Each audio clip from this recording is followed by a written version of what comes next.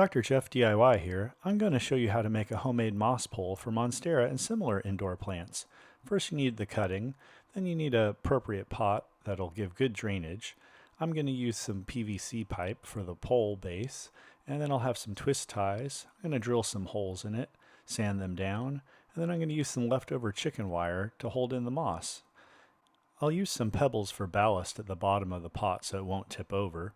And I'm going to use a soil mixture of pumice, some succulent soil, and some mulch. It's got a pretty good thick texture. And then I'm going to use this moss for the moss pole itself. First, let's measure the pot we have.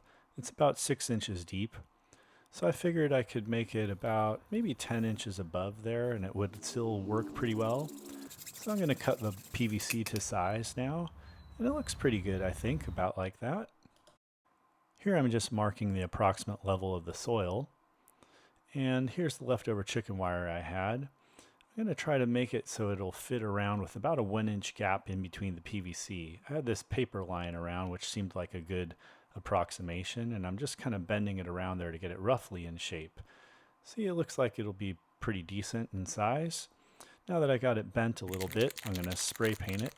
You don't really have to do this, it's more for cosmetics, but maybe it'll help prevent a little rust perhaps from the water and moisture that'll be up against it.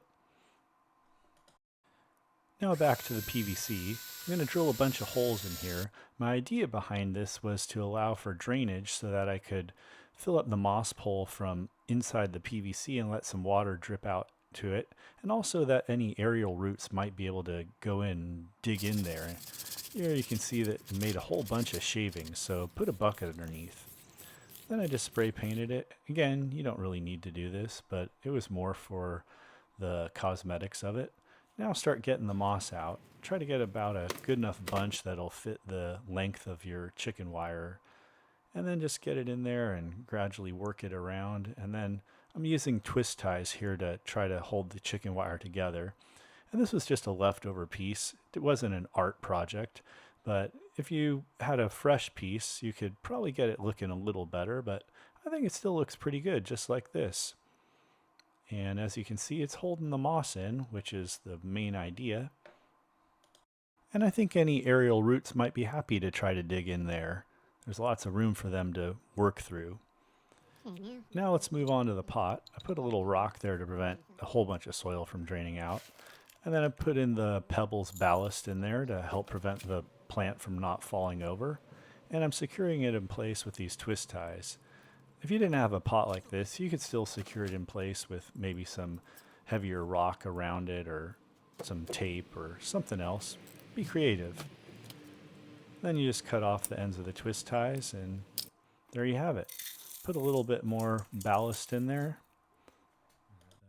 And I'm going to put some in through the PVC pipe itself. Help keep that weighted down. Now to plant that cutting. You can see I have some excellent roots that came off and even some secondary roots, but it didn't start like that. Here's the mother plant that I took that cutting from. And you can see it's not very healthy at all. I had it positioned in an east-facing window, which was a mistake because it didn't get enough light. When I made the cutting, I put it by this west-facing window, which was pretty happy. Bonus points for being next to an Ed Sheeran bobble doll. Then you mix up the soil mixture that I had the 3 parts earlier of the succulent soil, the bark, and the pumice, and just dump a little bed in there for that cutting to sit upon. A little Velcro tie. And then I'm going to try to figure out how I can get it so that the leaves are up near the moss pole. Be gentle with those new roots. I'm securing it in place here with a little bit of Velcro. And then I'm going to gently put that soil on top there. Try to be gentle with the roots.